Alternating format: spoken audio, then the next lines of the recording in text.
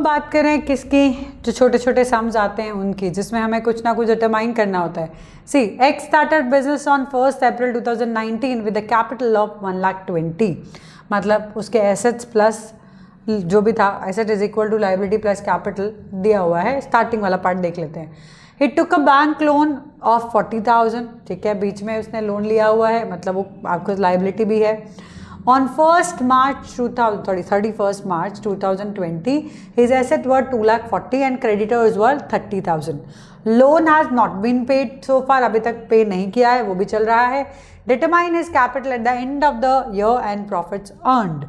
क्या करते हैं ऐसे वाले में, हम क्या करेंगे, लिखेंगे 1 अप्रैल, यहाँ पे 1 अप्रैल पे क्या लिखेंगे, assets is equal to capital plus liabilities. Okay, during the year जो भी हुआ हो ट्रांजैक्शन करनी है सारी, जो ड्यूरिंग द ईयर जो भी वो बताएं वो 31 मार्च को क्या हुआ। ठीक है, चलो एसेट्स में देखते हैं, हमें नहीं पता अभी फर्स्ट को क्या दिया है, नहीं दिया है कुछ एसेट का। कैपिटल बोला है 1,20,000 है, ठीक है। सो ऑब्वियसली फर्स्ट अप्रैल से रिलेटेड कोई और ट्रांजैक्शन तो दी नहीं है, तो सिंपल सी बात है, आपकी एसेट भी 1,20,000 की ही होगी, लाइबिलिटी उस वक्त कुछ नहीं होगी। ड्यूरिंग द ईयर, अब ड्यूरिंग द ईयर बोला है कि he took a bank loan of 40,000, bank loan लिया है, तो बैंक लोन लिया है तो लाइबिलिटी तो बढ़ गई है हमारी। लाइबिलिटी के अंदर मैं सारी चीज़ें एक साथ ले रही हूँ, बैंक लोन दोनों ले लेते हैं, rather that will be good. Bank loan अब लिया गया है, तो बैंक लोन कितने का है, 40,000 का यहाँ पे ऐड हुआ होगा, और साथ में एसेट यानी कि कैश के अंदर ऐड हुआ होगा, ठीक है, और तो कुछ हुआ नहीं। अब लोन अभी तक पे नहीं किया है, एट द एंड 31 मार्च 2020 को एसेट्स कितने हैं, एसेट्स का टोटल आ रहा है 2,40,000, कैपिटल हमें पता नहीं है, बैंक लोन तो बोल रहे हैं हमने पे किया नहीं है, ठीक है भाई, तो 40 का 40 है। उसके साथ में दे आर सेइंग कि क्रेडिटर्स भी आ गए हैं, वहां पे आ गए क्रेडिटर्स कितने के, 30,000 के।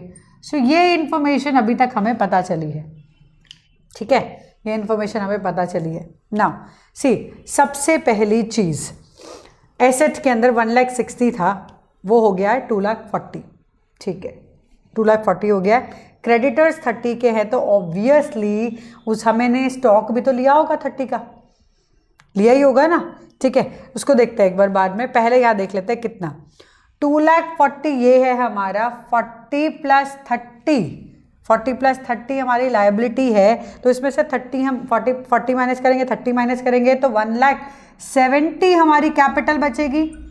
बैलेंसिंग फिगर, पहली चीज़ तो हमें ये चीज़ समझ आ गई। इसका क्लियर मतलब क्या है कि या देखो 1,20,000 थी कैपिटल, उस वो हो गई है 1,70,000, तो जो ऐड हुआ है, जो चेंज आया है, वो चेंज क्या है, कितना, 50,000 का जो ऐड हुआ है वो ऑब्वियसली प्रॉफिट्स होगा, और तो कुछ हो नहीं सकता, गेन हुआ होगा, ठीक है। ये प्रॉफिट्स आ गए, ये मेरी कैपिटल आ गई, तो जो उन्होंने पूछा था एट द एंड कैपिटल कितनी है, प्रॉफिट कितना है, वो तो हम बता चुके हैं यहीं पे। एक और तरीका देखो, 2,40,000 का हमारा था एसेट, 1,60,000 इसमें से आ चुके हैं, 1,60,000 माइनस कर दो 80 में से 30 के क्रेडिटर्स है, स्टॉक लिया होगा, यानी कि हमारा यहाँ पे स्टॉक आया होगा ऑब्वियसली 30,000 का, तो बचे हुए प्रॉफिट के पैसे होंगे जो आए होंगे, so that 50,000 is our profit. इस तरीके से भी निकाल सकते हो, ऐसे निकालना है तो ऐसे निकाल सकते हो, ऐसे निकालना है तो ऐसे, मेनली तो ऐसे ही निकालना चाहिए, ठीक है। This is how we are going to find out. तो नीचे लिख देंगे हम closing capital is equal to 1,70,000, कैसे निकाला, 2,40,000 माइनस ये दोनों जो लास्ट में थे 70, वो आ गया हमारा क्लोजिंग कैपिटल।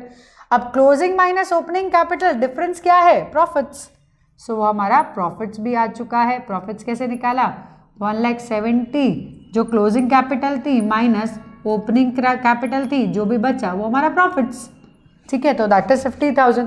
तो this is how we will show. तो आपको क्या करना है, एक माइंड में ओपनिंग वाला लाइन, ओपनिंग वाला इक्वेशन, क्लोजिंग वाला इक्वेशन वो डाल दो, फिर आप ड्यूरिंग द ईयर देखो क्या हुआ है, based on the same you can find out your answer. Easy है, बहुत मुश्किल नहीं है। एक और सम करते हैं छोटा, फिर रूल्स बताऊंगी, फिर टी शेप अकाउंट।